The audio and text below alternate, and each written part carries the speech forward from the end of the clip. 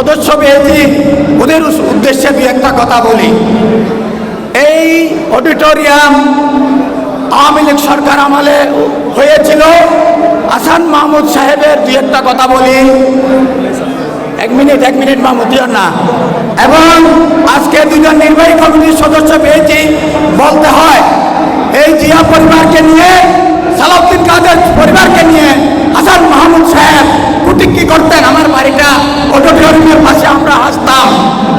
এবং ওনার গুন্ডা বাহিনী দিয়ে সেই সালাউদ্দিন কাদের চৌধুরী বাংলায় গাছ সহ, মাছ, গাছ এবং গরুর বাজার সহ সম্পূর্ণ কিছু এখানে উনি করেছেন।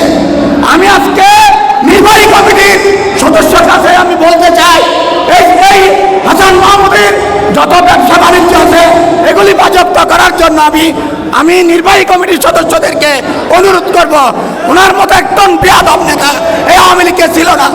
এবং আমি আরেকটা কথা বলতে চাই, আমাদের কয়েকজন চাটুকরের নেতা আমাদের সাথে আছে।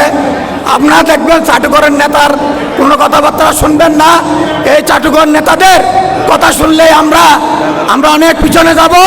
এবং আমি আজকে নির্বাহী কমিটির আমাদের ঢাকা থেকে আসছে, ওনারে বলতে চাচ্ছি, আমাদের মজলুম পরিবারের জন্য এই রাঙ্গুনি আসনটা, যেমন আপনারাও যেহেতু আমরা নমিশন পাই মতো, আপনি এই স্ট্যান্ডিং কমিটির বা বিভিন্ন জায়গায় আপনি একটু আলাপ করবেন।